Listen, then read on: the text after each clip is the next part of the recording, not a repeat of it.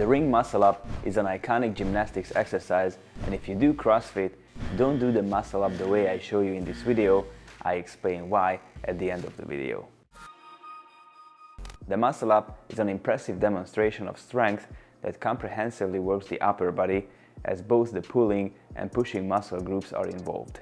The muscle up has three phases: the pull up, the transition, and the dip. The strict form requires several prerequisites, which are the following.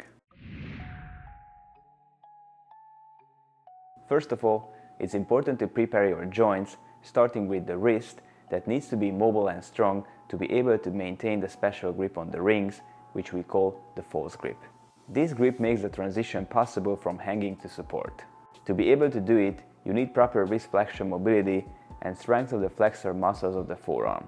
You need to build up the strength for the false grip a specific way that I won't discuss in this video, since I already made a separate video about it that you can find on the channel. Besides the wrist, you need to prepare your elbows, shoulders, scapulas and core that you can also find videos about on the channel. Among the basics, it's important to progress to the proper dips and pull-ups, first on a stable equipment like dip bars or pull-up bar, then on rings.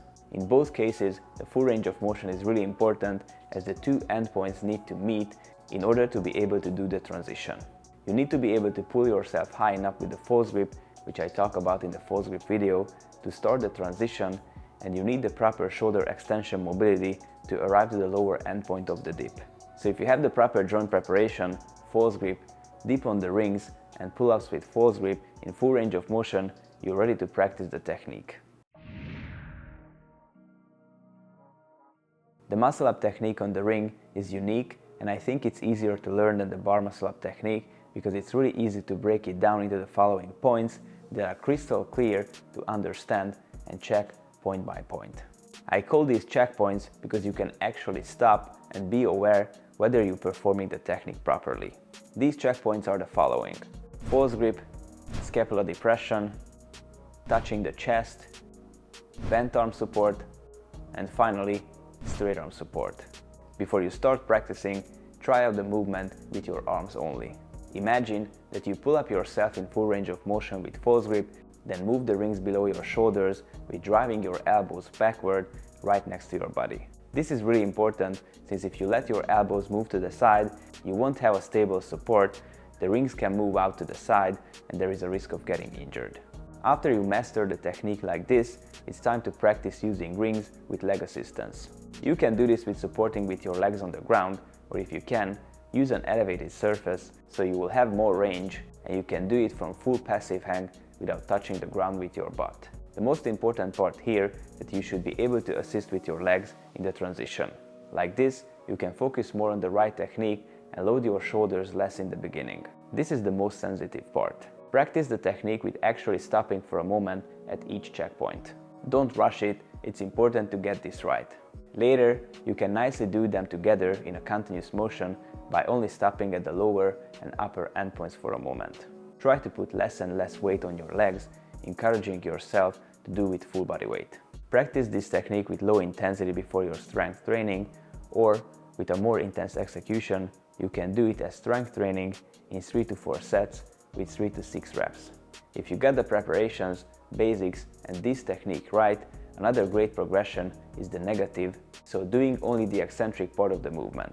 No matter how surprising it may be, executing the proper ring muscle up mainly depends on the prerequisites and the correct technique I just described. If you got these, you will easily be able to perform a proper muscle up.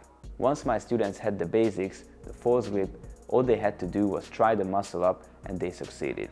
Some of them even managed it on their first training session after explaining the technique. This also confirms that if you're good at the basics, the advanced exercises come much more easily. This is especially true for the ring muscle up. Why shouldn't you do the ring muscle up this way if you're doing CrossFit?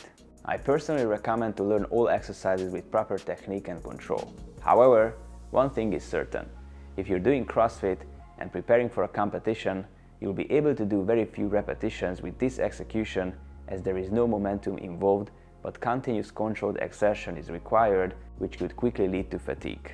The CrossFit muscle up has its own dynamic technique, optimized to enable you to do as many repetitions as possible. You also need to learn to execute this correctly in order to perform well in training and competitions. There is nothing wrong with this execution if you do it correctly. It's important to note that CrossFit exercises have their own rules and requirements, providing the context that needs to be met. However, if you want to be on the safe side, there is no harm in learning this kind of execution. It will greatly help you with that performance as well. If you want to get to this level the quickest way possible, prepare your joints, build decent basic strength, and learn all the prerequisites properly, click the link below, download the Gymnastics Method app in the App Store or Google Play Store, become a member, and get full access to all programs, tutorials, daily workouts, and much more. If you like this video, give it a thumbs up and subscribe for more. If you haven't watched my earlier videos about the false grip or bar muscle up, watch them on the end screen now.